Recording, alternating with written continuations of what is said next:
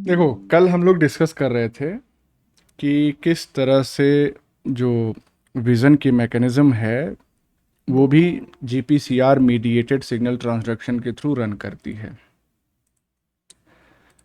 तो last point पे आके हमने इसको ख़त्म किया था एक क्वेश्चन के साथ। क्वेश्चन ये था कि अगर साइक्लिक जीएमपी का लेवल सेल के अंदर कम होगा, और ये कम इस वजह से हो रहा है क्योंकि एक एंजाइम है फॉस्फोडाइस्टरेज जो इसको ब्रेक कर रहा है या इसको कन्वर्ट कर रहा है इनटू 5 प्राइम जीएमपी में। तो साइक्लिक जीएमपी का लेवल कम हो गया, इसका मतलब और साइक्लिक जीएमपी अवेलेबल नहीं है to bind to the sodium channels. Cyclic GMP जब सोडियम चैनल से बाइंड रहता है तो उस दौरान सोडियम चैनल्स खुले रहते हैं। तो अगर साइक्लिक जीएमपी नहीं है तो सोडियम चैनल्स नहीं खुल पाएंगे, यानी क्लोजर ऑफ सोडियम चैनल्स हो जाएगा and it will lead to inhibition of sodium influx.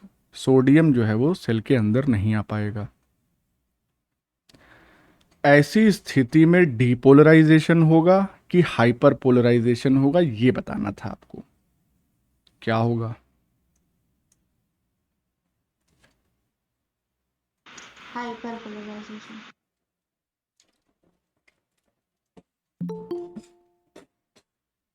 सही है।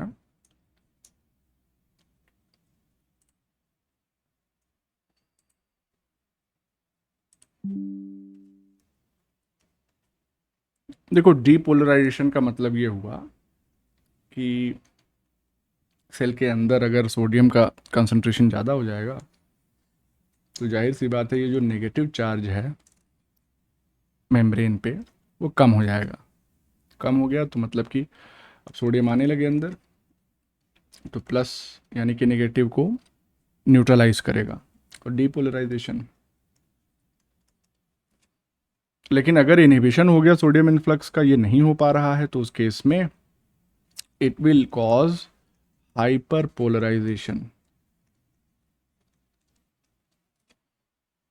तो हाइपर पोलराइजेशन अगर हो जाएगा तो क्या होगा? जो स्टिमुलस है वो नहीं जा पाएगा। तो this hyperpolarization it leads to decreased release of synaptic transmitter.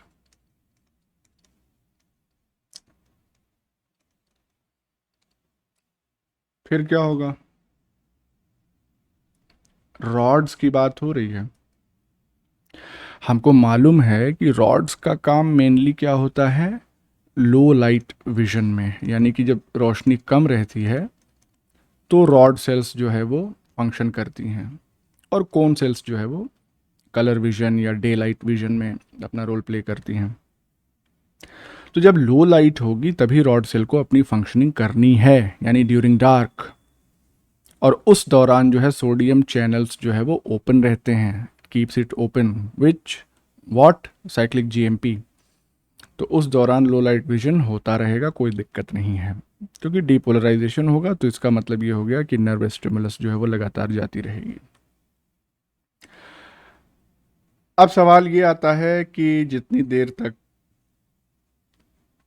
Light on रही उतनी देर तक रॉड ने अपना फंक्शन करना बंद कर दिया। लाइट जब, तो अगली बार के लिए, नेक्स्ट टाइम के लिए जब इंसान अंधेरे में जाएगा तो उसके लिए रॉड्स को फिर से अपने आप को तैयार करने की ज़रूरत होती है। तो as soon as the light is switched on, just after that the rods prepare themselves again for the low light vision. क्योंकि मालूम नहीं कब कहाँ अंधेरे में जाना पड़ जाए। मतलब मालूम तो है, सिनेमा हॉल का टिकट लोगे तो शो की टाइमिंग तो मालूम ही रहेगी, लेकिन आँखों को क्या मालूम। खैर, एक फाइनल स्टेटमेंट के साथ ये मैकेनिज़्म हम पूरी करें, फिर हम रिवर्सल की मैकेनिज़्म देखेंगे। फाइनल स्टेटमेंट ये है कि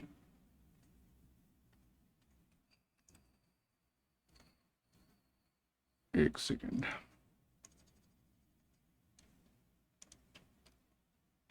light causes a hyperpolarization rather than depolarization of the plasma membrane of rod cells.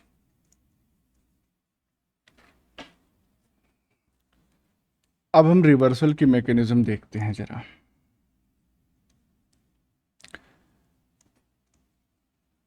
Reversal mechanism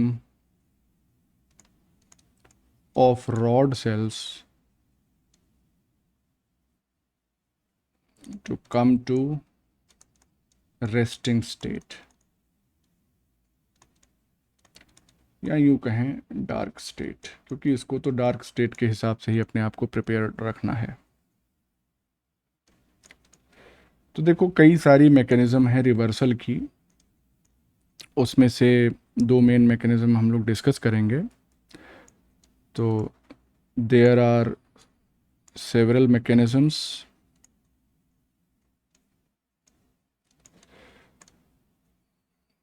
उसमें सबसे पहली जो मैकेनिज्म है नंबर 1, इसमें क्या होगा कि ऐसे समझिए,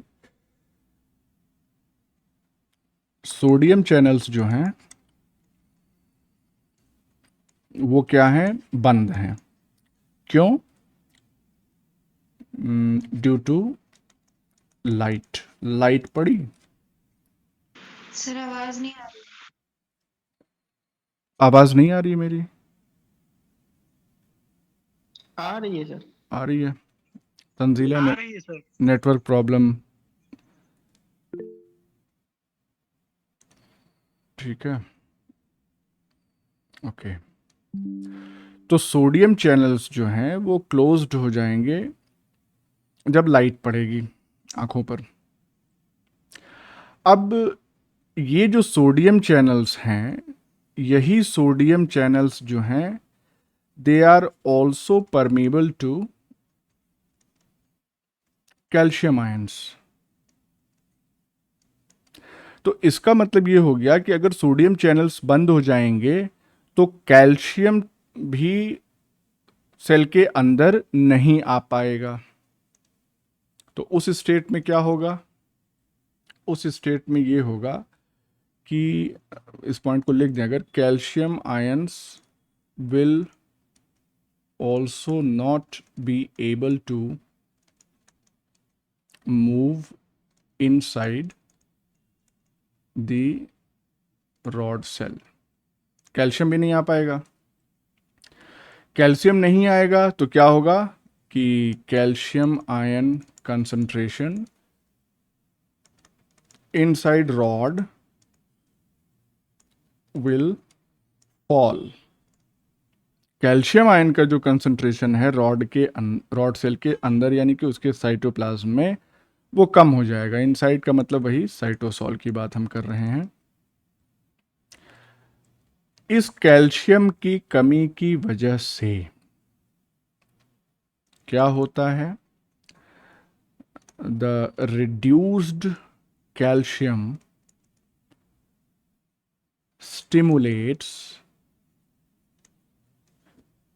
एक एंजाइम होता है जिसका नाम होता है गुआनाइलिल साइक्लेज।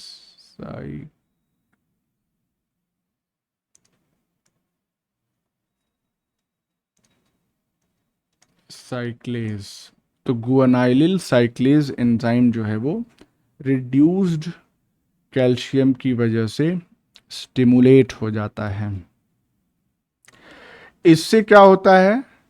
इससे बेसिकली होता ये है कि conversion of GTP into cyclic GMP, ये रिएक्शन ये कैटेलाइज करता है गुआनाइलिल साइक्लेज। तो कन्वर्ट होने लगा साइक्लिक जीएमपी, यानी कि अब क्या होगा, 10 cyclic GMP level rises inside rod cytoplasm.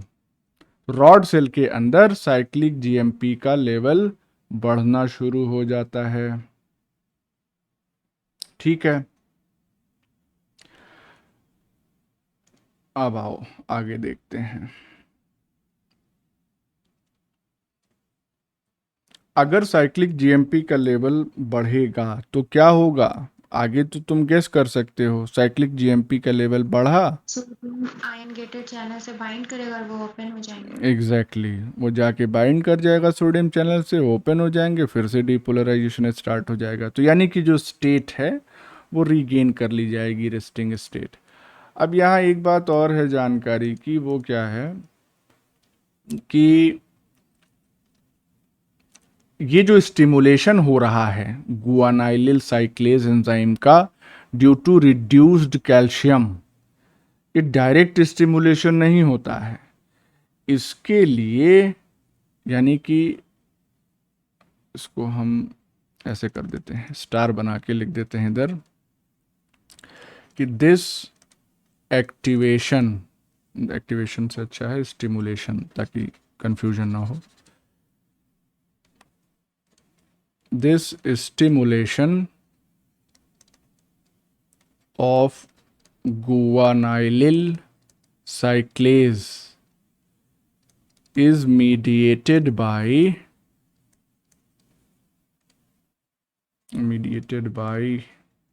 color change, a specific calcium sensitive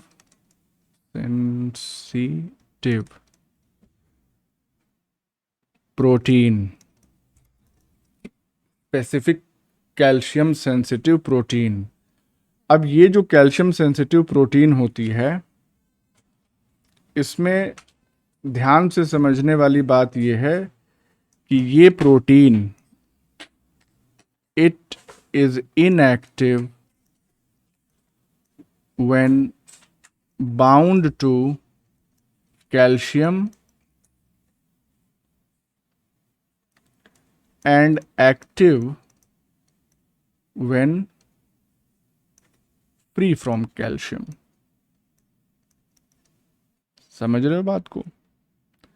अगर इस प्रोटीन से कैल्शियम जुड़ा रहेगा तो ये प्रोटीन इनएक्टिव स्टेट में रहेगी, और अगर कैल्शियम हट जाएगा तो ये एक्टिवेट हो जाएगी। तो यहाँ क्या हो रहा है? कैल्शियम कम हो रहा है, कैल्शियम कम हुआ तो ये स्पेसिफिक प्रोटीन जो है वो एक्टिवेट हो गई, और जब एक्टिवेट हो गई तो इसने गुआनाइलिल साइक्लेज को एक्टिवेट कर दिया, स्टिमुलेट कर दिया अपना फंक्शन परफॉर्म करने के लिए। अगर हम रिकॉल करें तो ये जो फंक्शन दिख रहा है हमको इस कैल्शियम सेंसिटिव प्रोटीन का, it is in contrast to the calmodulin. Calmodulin में क्या हो रहा था कि जब कैल्शियम से वो जुड़ रही थी तब एक्टिवेट हो रही थी, और यहाँ कैल्शियम से जुड़ रही है तो इनएक्टिव हो जा रही है। तो ये कलर तो बेकार है। It is in contrast to calmodulin, बस इतना ही पॉइंट हम लिखेंगे। ये कलर नहीं दिखता है सर। ये कलर नहीं दिख रहा है, okay. It is in contrast to calmodulin। Okay, ठीक है, समझ में आ जाएगा इतने में कि कैलमोडुलिन इसका अपोजिट फंक्शन करती है, यानी कि कैल्शियम के बाइंडिंग के साथ एक्टिवेट होती है। और ये तो एक मैकेनिज्म तो ये हो गई। अब आते हैं नंबर 2 पे। नंबर 2, अब यहाँ पे क्या हो रहा है? यहाँ पे होता ये है कि हमको करना क्या है कि रोडोप्सिन जो है, अब वो पूरी मैकेनिज्म आपको अगर याद हो जो हमने कल बताई थी कि रोडोप्सिन पे लाइट पड़ती है, फिर 11 सिस रेटिनल से ऑल ट्रांस रेटिनल में कन्वर्ट होता है, मतलब जो भी है, फिर उसके बाद एक्टिवेट होने के एक्साइटेड कॉन्फॉर्मेशन उसका जब हो जाता है तो वो दूसरी प्रोटीन ट्रांसड्यूसिन को एक्टिवेट करती है। ट्रांसड्यूसिन बेसिकली एक जी प्रोटीन है, जीटी जिसको हम लोग कह रहे थे, फिर आगे की प्रक्रिया उसमें चलेगी। तो करना क्या है, हमको रोडॉप्सिन को लाइट पड़ने की वजह से एक्टिवेट नहीं होने देना है, उसको रेस्टिंग स्टेट में ही बनाए रखना है या रेस्टिंग स्टेट में वापस लाना है। यही तो हम कर रहे हैं, रिवर्सल कर रहे हैं प्रोसेस का। तो होता क्या है यहाँ पे कि जैसे मान लेते हैं, डायग्राम यहाँ पे कुछ ऐसा दिया नहीं है सच, तो इसमें आप समझ लीजिए।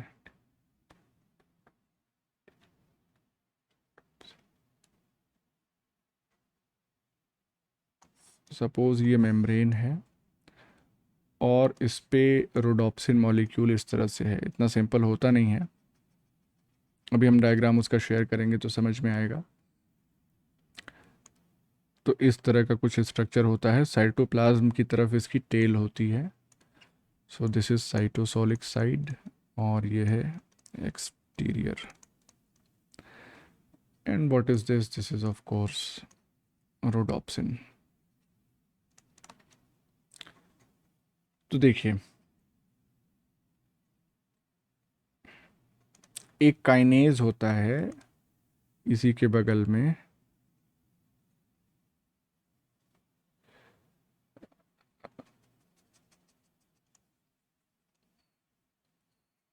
it is known as rhodopsin specific kinase। और ये बेसिकली है क्या? एक GPCR काइनेज है। बल्कि इसको मेम्ब्रेन पे ना बना के नीचे ही बनाना ज़्यादा सही रहेगा। ऐसा इसलिए क्योंकि GPCR जो है वो मेम्ब्रेन बाउंड रिसेप्टर है। तो यहाँ पे अगर हम GPCR एक बना दें और इस GPCR से जाहिर सी बात है जी प्रोटीन अटैच्ड होगी, अल्फ़ा बीटा गामा, और उसके बगल में कहीं सपोज एट दिस साइड ये जो है हमारा काइनेज है, रोडोप्सिन स्पेसिफिक काइनेज या GPCR kinase.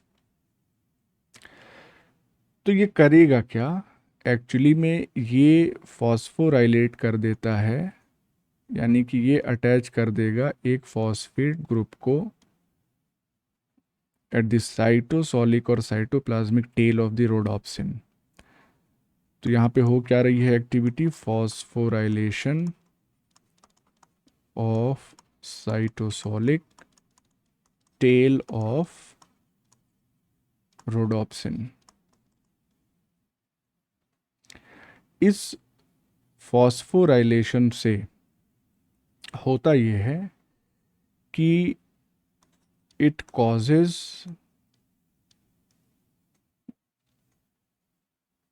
Partial inactivation of rhodopsin। और अगर पार्शियली इनएक्टिवेट हो गया रोडोप्सिन तो it loses its ability to activate transducin. ठीक है,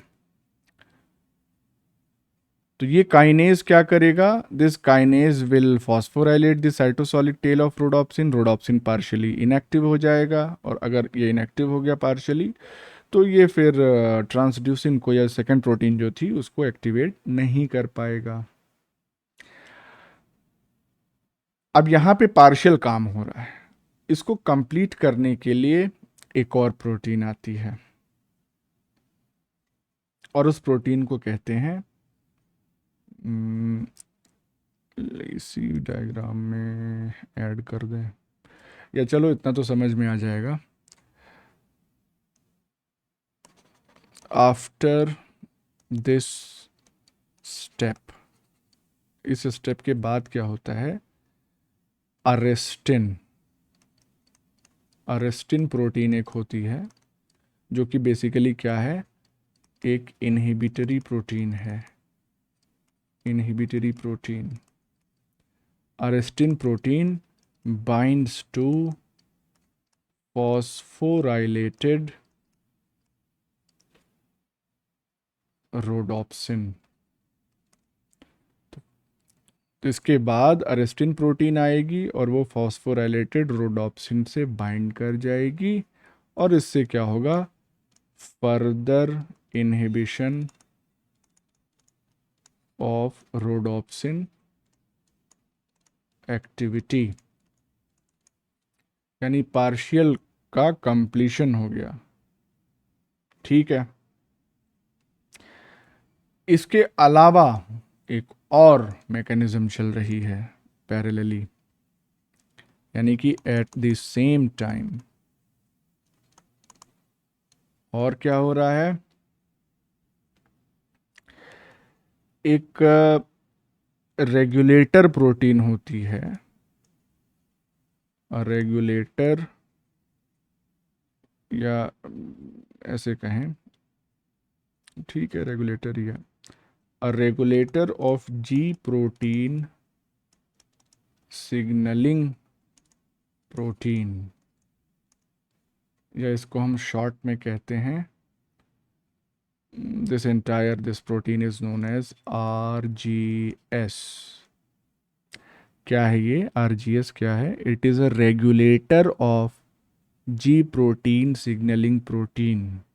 मतलब क्या हो गया, मतलब ये हो गया कि जी प्रोटीन के सिग्नलिंग के लिए जो प्रोटीन इस्तेमाल हो रही है उसको रेगुलेट करने वाली protein, that is called as RGS। और ये RGS प्रोटीन जो होती है बेसिकली किस तरह से एक्ट करती है, this RGS protein acts like GTPase activating protein. बताओ, एक ही 2 सेंटेंस में इतनी सारी बातें। ये क्या करेगी, ये क्या करेगी, दिस RGS binds to ट्रांसड्यूसिन।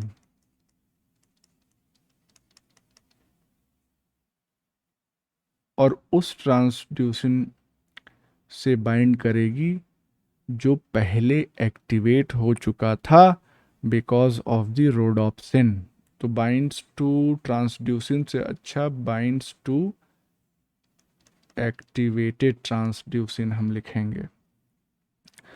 और जब ये एक्टिवेटेड ट्रांसड्यूसिन से बाइंड करती है तो नेक्स्ट स्टेप में होता ये है कि RGS stimulates the transducin to hydrolyze its bound GTP। Actually में ट्रांसड्यूसिन क्या है, ट्रांसड्यूसिन जो है वो अपने आप में एक GTPase है। फिर से समझ लेते हैं यहाँ तक के स्टेप्स को। RGS प्रोटीन है, RGS प्रोटीन जो है वो एक GTPase एक्टिवेटिंग प्रोटीन की तरह एक्ट करती है, यानी ये किसी GTPase को एक्टिवेट कर देगी। अब ये RGS प्रोटीन जो है वो एक्टिवेटेड ट्रांसड्यूसिन से बाइंड कर रही है। ट्रांसड्यूसिन एक GTPase है तो इसको ये स्टिमुलेट कर देगी। जैसे ही ट्रांसड्यूसिन स्टिमुलेट होगा ये अपनी GTPase एक्टिविटी शो करने लगेगा। और GTPase एक्टिविटी का मतलब क्या हो गया, GTP को हाइड्रोलाइज करना। तो GTP की हाइड्रोलिसिस हो जाएगी और जैसे ही GTP हाइड्रोलाइज होगा ट्रांसड्यूसिन returns to its inactive state। बस काम खत्म, ट्रांसड्यूसिन इनएक्टिव स्टेट में आ जाएगा तो आगे का काम होगा ही नहीं, यही तो GPCR है।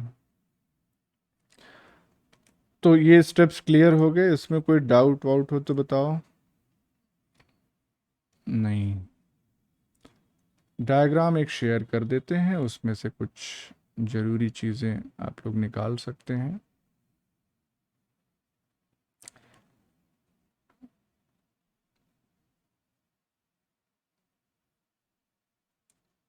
कहाँ गया?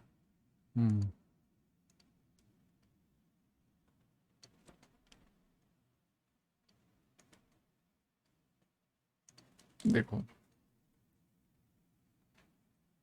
डार्क के समय में क्या हो रहा है? डार्क के समय में हो ये रहा है कि ट्रांसमीटर का रिलीज बहुत ज़्यादा लेवल पे हो रहा है। सेल डीपोलराइज्ड स्टेट में है क्योंकि साइक्लिक जीएमपी ने सोडियम चैनल्स को खोल के रखा हुआ है। और रेस्टिंग स्टेट है तो अभी रोडॉप्सिन जो है वो इनएक्टिव है, कोई दिक्कत नहीं है। ये इतना इलाका जो है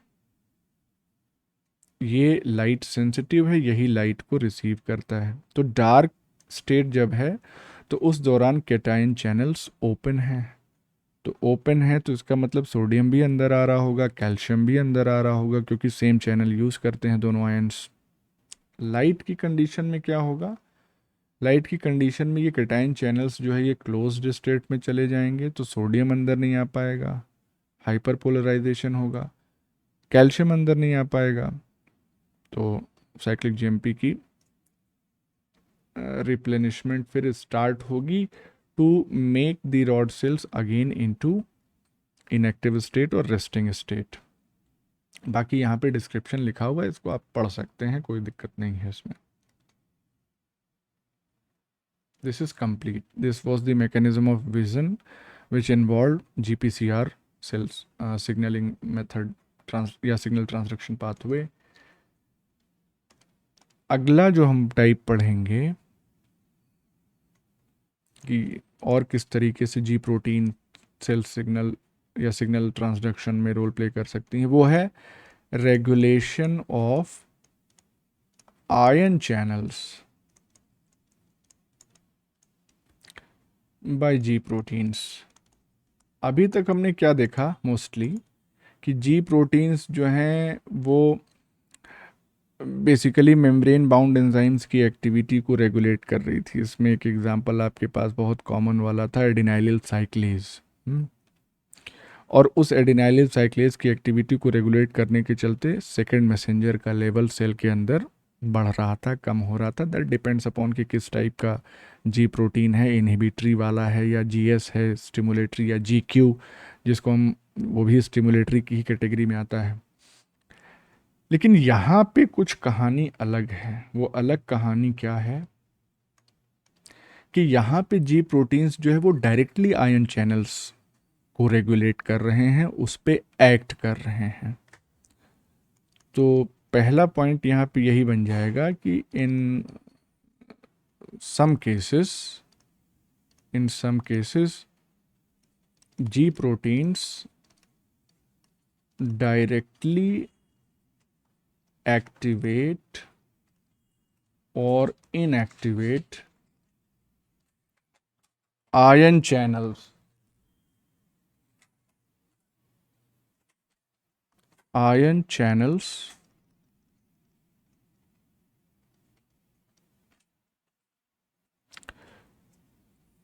और कहाँ पे?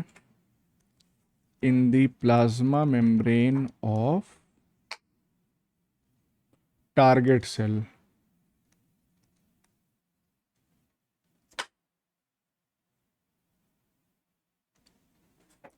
एक सेकंड दो। अब देखो इसमें तो कुछ केसेस में क्या होता है कि जी प्रोटीन जो है वो आयन चैनल्स को डायरेक्टली एक्टिवेट या इनएक्टिवेट कर सकती हैं टारगेट सेल की प्लाज्मा मेम्ब्रेन में। और इससे होता क्या है? इससे it alters the ion permeability. Ion अंदर जाएगा या नहीं जाएगा, वो चीज़ इससे चेंज होती है। एक एग्जाम्पल से इसको थोड़ा सा क्लियर कर लेते हैं। फॉर एग्जाम्पल, एसिटाइल कोलिन आपको मालूम है, एक न्यूरोट्रांसमीटर है, शॉर्ट में ही लिखेंगे इसको ACH। ये एसिटाइल कोलिन एक नर्व होती है, वो रिलीज करती है। उस नर्व का नाम होता है वेगस नर्व। वेगस नर्व जो है वो, इसके बारे में कुछ और भी खास बात है। क्या है ये, बताएगा कोई?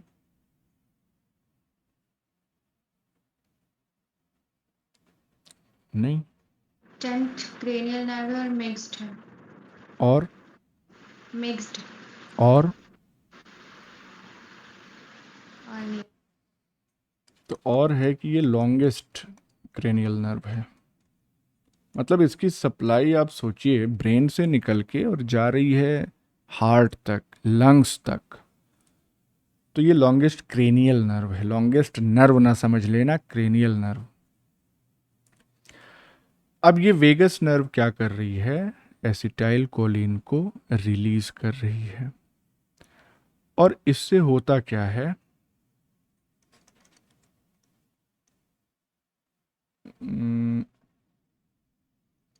This ACH leads to decreased effect on heart पढ़ रहे हैं हम बेसिकली ACH का। हम पहले भी ये चीज़ बता चुके हैं, लेकिन एग्जैक्ट मैकेनिज्म आपको नहीं पता थी, अब पता चल जाएगी। तो ये एसिटाइल कोलिन जो वेगस नर्व ने रिलीज किया, इसकी वजह से हार्ट पे क्या असर आया? तो it leads to decreased rate, या रेट से अच्छा है हार्ट रेट, किस रेट से धड़कन आ रही है। और साथ ही साथ strength of heart muscle contraction, कितनी तेजी से दिल धड़क रहा है। अगर स्ट्रेंथ ज़्यादा होगी हार्ट मसल में, तो इसका मतलब कि ब्लड प्रेशर भी ज़्यादा होगा।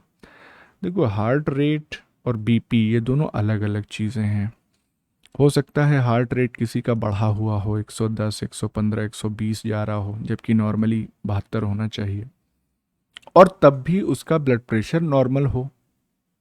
या ऐसी भी कंडीशन है कि हार्ट रेट बिल्कुल नॉर्मल है, 72 पर मिनट, और ब्लड प्रेशर बढ़ा हुआ है बिल्कुल। तो these are two different things. तो उन्हीं दोनों चीज़ों को घटाती है वेगस नर्व द्वारा सिक्रीट किया हुआ ये ACH न्यूरोट्रांसमीटर। अब होता कैसे है? तो होता ऐसे है कि जो हार्ट की मसल है,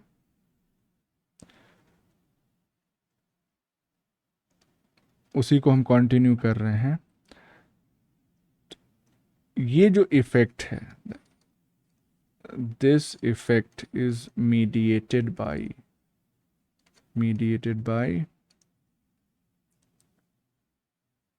ACH receptor। और ये स्पेशल क्लास का ACH रिसेप्टर है। स्पेशल क्लास का मतलब क्या हो गया कि एक्चुअली में ये किस तरीके की GPCR या G प्रोटीन से अटैच्ड है। GPCR तो है ही है, किस तरीके की G प्रोटीन से अटैच्ड है। स्पेशल क्लास कहने का मतलब क्या है? Attached to GI protein. और GI जहां हमने लिख दिया, इसका मतलब कि इनहिबिटरी G प्रोटीन से ही अटैच्ड है। ये जो ACH रिसेप्टर है, इसको एक और नाम से हम लोग पहले ही पढ़ चुके हैं। It is known as muscarinic ACH receptor.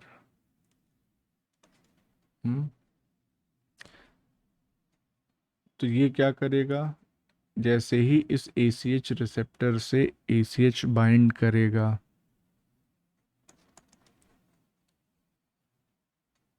यानी कि binding of ACH to this receptor leads to activation of GI। तो इनहिबिटरी G प्रोटीन एक्टिवेट हो जाती है। और जब ये एक्टिवेट होगी, तो उस केस में क्या होगा? 2 पार्ट्स में ये टूट जाएगी। तो जी आई अल्फ़ा और G I beta gamma. G I alpha, अब ये तो स्टेप्स आप पहले ही पढ़ चुके हैं। जी आई अल्फ़ा क्या करती है? It inhibits adenylyl cyclase. तो जब ये एडिनाइलिल साइक्लेज को इनहिबिट कर देगी, और जी आई बीटा गामा क्या करती है? Opens potassium channels. Potassium channel को ये ओपन कर देगा, पोटेशियम चैनल को ओपन कर देगा, और उससे होगा ये कि हाइपर पोलराइजेशन हो जाएगा। हो जाएगा कि नहीं हाइपर पोलराइजेशन, बताओ? जी सर। क्योंकि पोटेशियम की मात्रा सेल के अंदर ज़्यादा होती है, तो पोटेशियम बाहर जाने लगेगा। पोटेशियम बाहर जाएगा तो सेल के अंदर नेगेटिविटी बढ़ जाएगी, हाइपर पोलराइज्ड स्टेट में प्लाज्मा मेम्ब्रेन चली जाएगी। और इस वजह से जो हार्ट की मसल सेल है उसको डीपोलराइज करना मुश्किल हो जाएगा। यानी वेगस नर्व कहेगी कि पहले तो इनहिबिटरी इफेक्ट था, इनहिबिटरी इफेक्ट एसीएच की वजह से आ गया, अब उसको अगर स्टिमुलेट करना है तो डीपोलराइज करना पड़ेगा। लेकिन ऑलरेडी यहाँ पे हाइपर पोलराइजेशन की स्टेट आ गई है, तो इसी वजह से हार्ट रेट और स्ट्रेंथ ऑफ मसल कॉन्ट्रैक्शन दोनों कम हो जाते हैं, डिक्रीज हो जाते हैं। तो इसके बाद के स्टेप्स को एलाबोरेट करना ज़रूरी है, या बताओ? समझ गए? समझ जाएंगे सर। चलो, बाकी लोगों के लिए थोड़ा सा नोट कर दें। यहाँ पे लास्ट पॉइंट है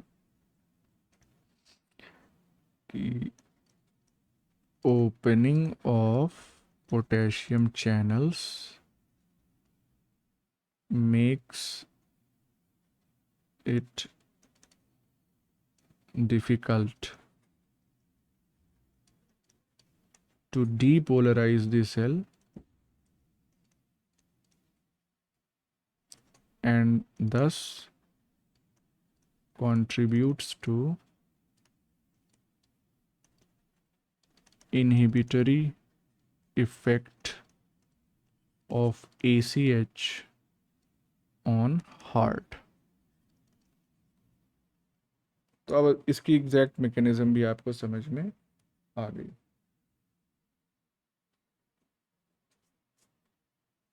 अब इसके बाद एक और है,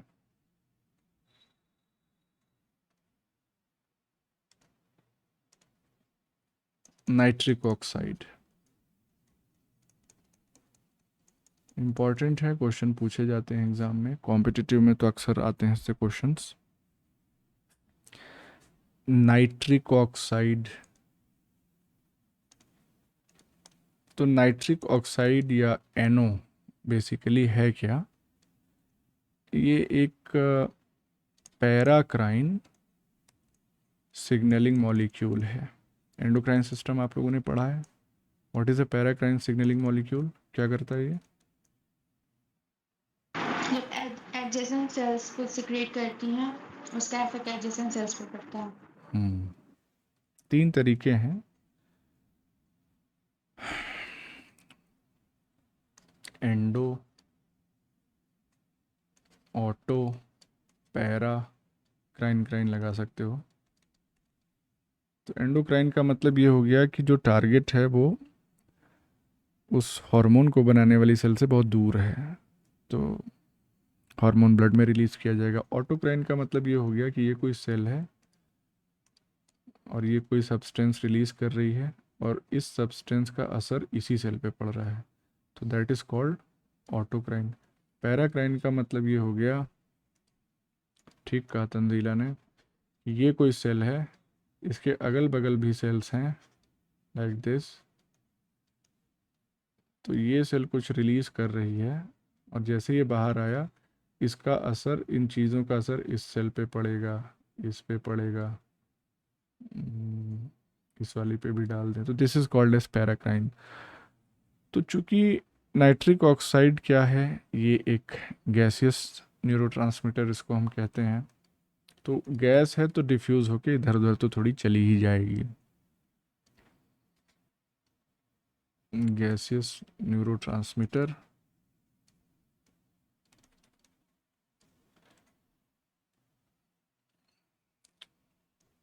तो इसका मतलब क्या हो गया, able to diffuse directly into adjacent cells. ठीक है, अब ये नाइट्रिक ऑक्साइड की सिंथेसिस कैसे होती है? तो एक एमिनो एसिड है आर्जिनिन, और इस एमिनो एसिड पे जब एक एंजाइम एक्ट करता है, सिंपल सा नाम है उसका, नाइट्रिक ऑक्साइड सिंथेज। तो एनो सिंथेज जब आर्जिनिन पे एक्ट करता है तो हमको मिलता है नाइट्रिक ऑक्साइड। मिल गया। और जैसे ही ये बनता है, it diffuses to nearby cells and acts locally. उसी इलाके में, उसी आसपास ही अपना असर दिखाता है। अब सवाल ये है कि असर क्या दिखाता है? तो इसका जो इफेक्ट आता है वो बेसिकली स्मूथ मसल को रिलैक्स करने के लिए होता है। तो it causes relaxation of smooth muscles, और कंटिन्यू करते हैं इसी को, which leads to dilation of blood vessels.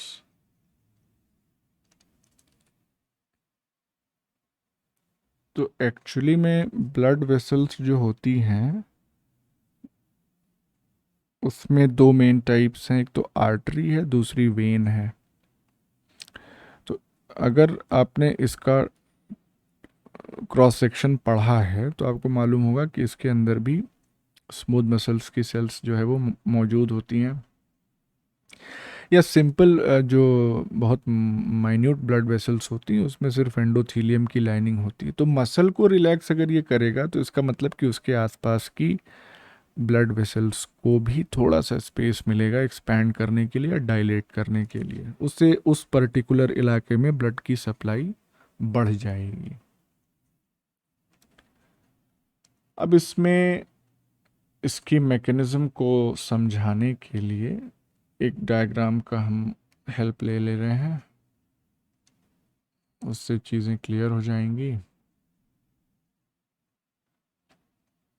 उससे पहले एक और डायग्राम शेयर करना चाह रहे थे, लेकिन this is not the right place.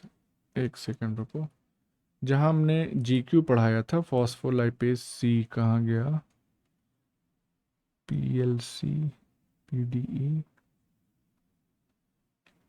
कैलमोडुलिन, हाँ ये है, ये देखो, ये फॉस्फोलाइपेज सी बीटा, इसी में आगे यहाँ पे स्पेस, हाँ यहाँ पे स्पेस है। एक इमेज यहाँ पे शेयर करना है हमको, दिस। सो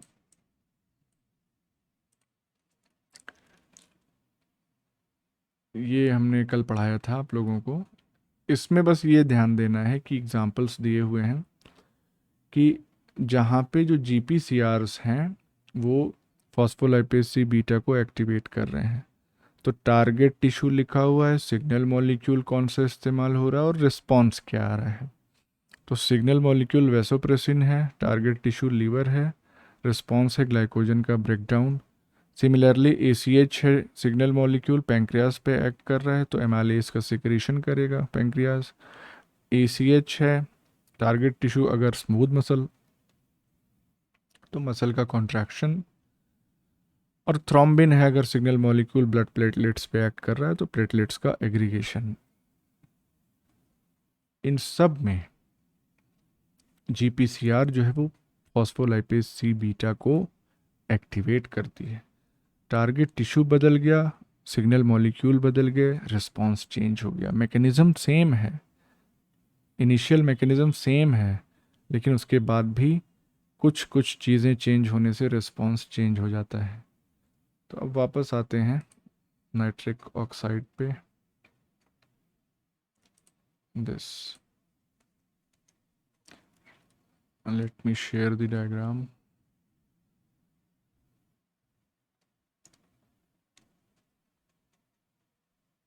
ये तो बहुत छोटा छोटा दिख रहा है जी, अगले पेज पे कर देते हैं।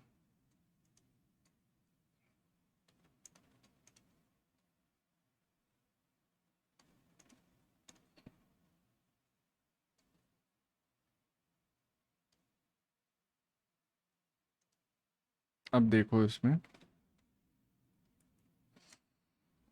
ये है हमारी स्मूथ मसल सेल्स, ये ब्लड वेसल है, ब्लड वेसल का ल्यूमेन है, खाली स्पेस जहाँ पे ब्लड बहेगा, और ये ब्लड वेसल की इंटरनल लाइनिंग जिसको हम क्या कहते हैं, एंडोथीलियम, जो कि एंडोथीलियल सेल्स की बनी हुई है। तो होता क्या है, एसिटाइल कोलिन आया, शुरुआत की बात कर रहे हैं, कहानी शुरू कैसे होती है। एसिटाइल कोलिन आया और ये एसिटाइल कोलिन रिसेप्टर से बाइंड किया, और ये कौन सा रिसेप्टर है, this is the same muscarinic ACH receptor. इससे बाइंड किया ये एसिटाइल कोलिन मॉलिक्यूल। बाइंड करने के बाद ये जो रिसेप्टर है ये GQ प्रोटीन को एक्टिवेट करता है जो इससे जुड़ी हुई है। मैकेनिज्म वही चल रही है, आपको याद होगा, कोई इसमें कंफ्यूजन वाली बात नहीं है। हम बल्कि वो पॉइंट भी अगर यहाँ पे ऐड कर दें, यहाँ पे क्या हो रहा है, एक्टिवेशन ऑफ GQ प्रोटीन, और GQ प्रोटीन जब एक्टिवेट हो जाएगी तो IP3 या PI3 इसको कह रहे थे, PIP2 का ब्रेकडाउन होता था, ठीक है, PIP2 ब्रेकडाउन होता था तो उससे डाइएसिल ग्लिसरॉल और IP3 ये दोनों तैयार होते थे।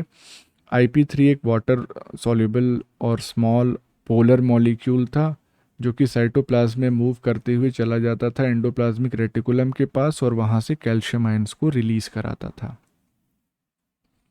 कैल्शियम आयंस जब रिलीज हो जाते थे तो साइटोप्लाज्म के अंदर कैल्शियम आयन का लेवल बढ़ जाता है।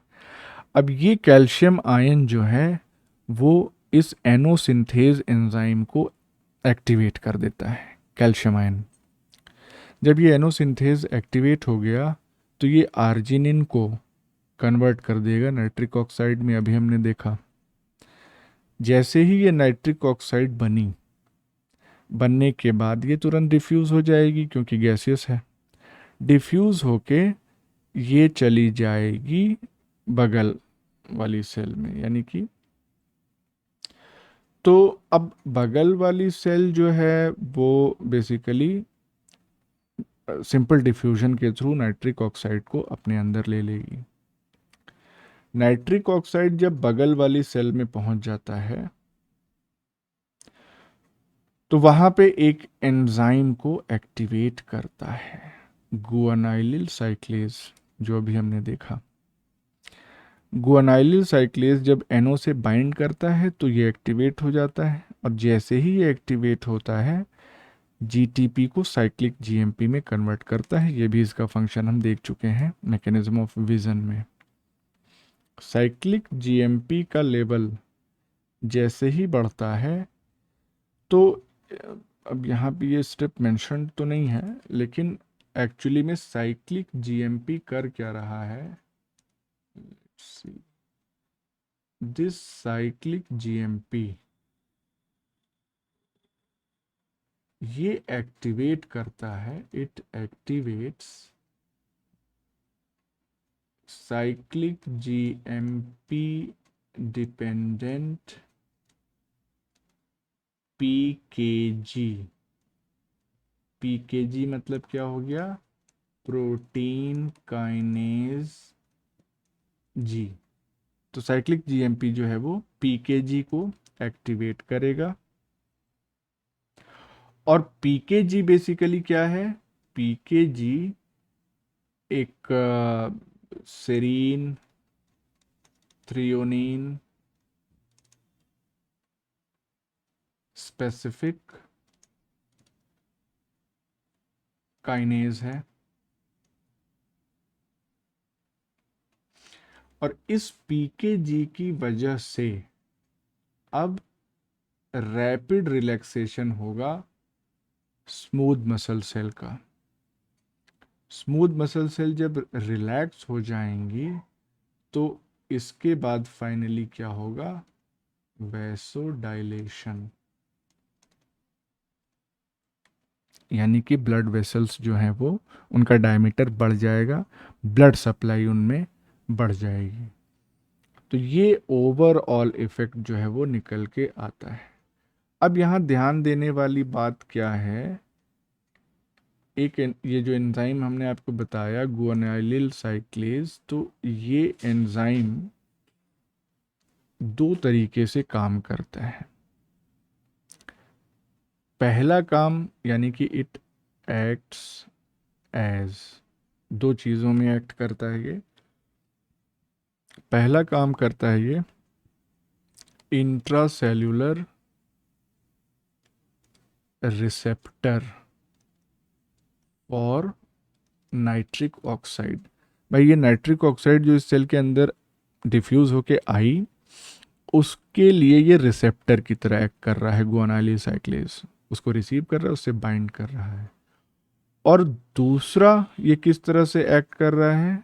It is acting as intracellular, चूंकि सेल के अंदर ही है, इंट्रासेल्यूलर सिग्नलिंग प्रोटीन।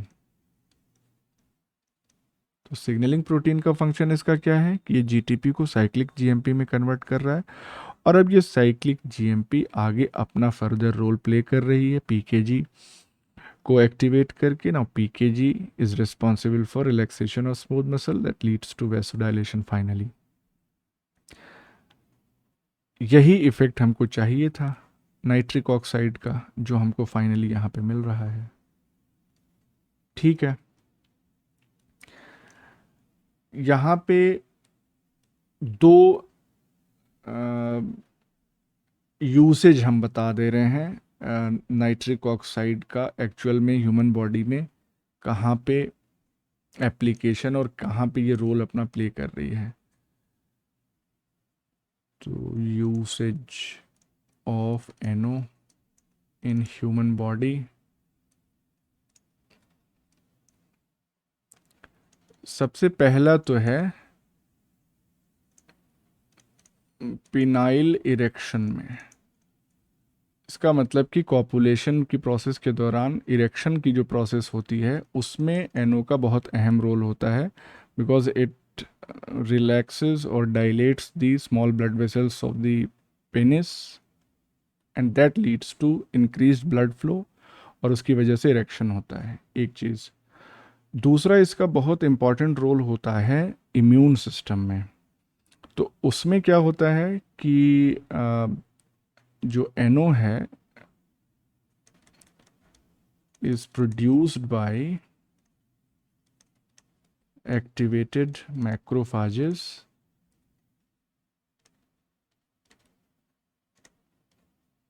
और इससे क्या होता है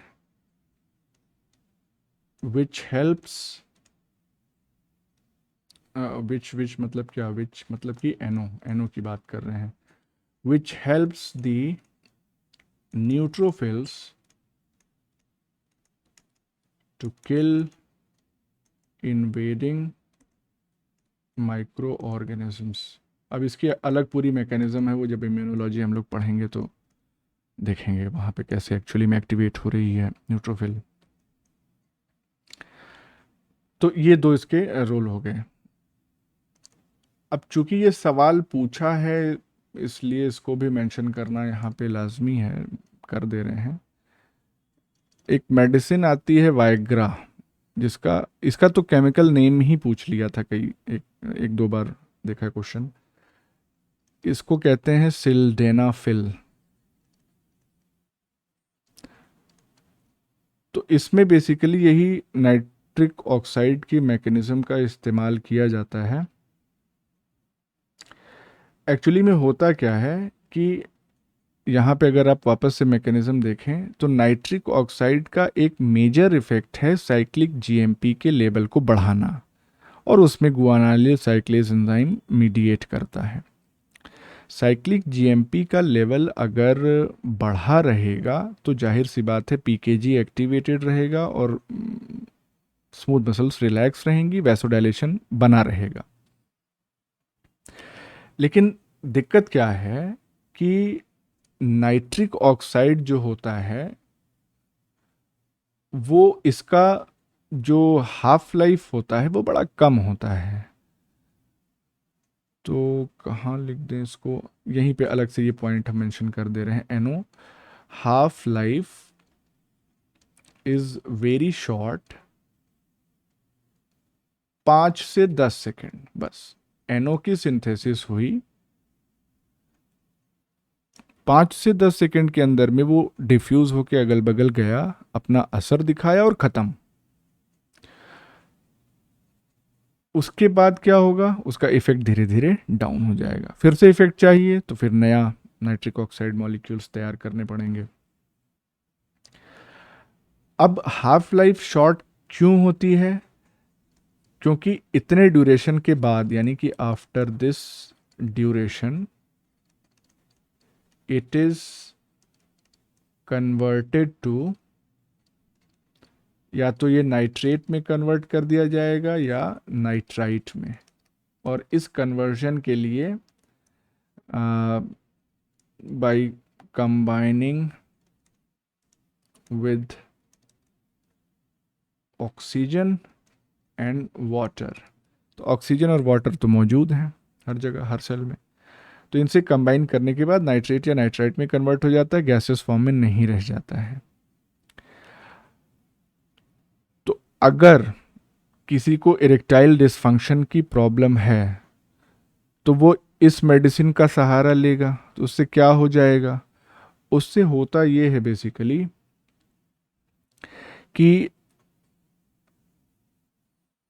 this sildenafil what it does, कौन सा कलर, ये वाला, ठीक है, ये बेसिकली inhibits, it inhibits फॉस्फोडाइएस्टरेज। तो ये फॉस्फोडाइएस्टरेज एंजाइम को इनहिबिट करती है। और आपको मालूम होगा कि फॉस्फोडाइएस्टरेज एंजाइम क्या करता था, which converts cyclic GMP to 5 prime GMP.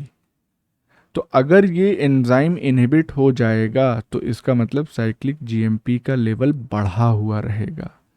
तो it leads to increased cyclic GMP level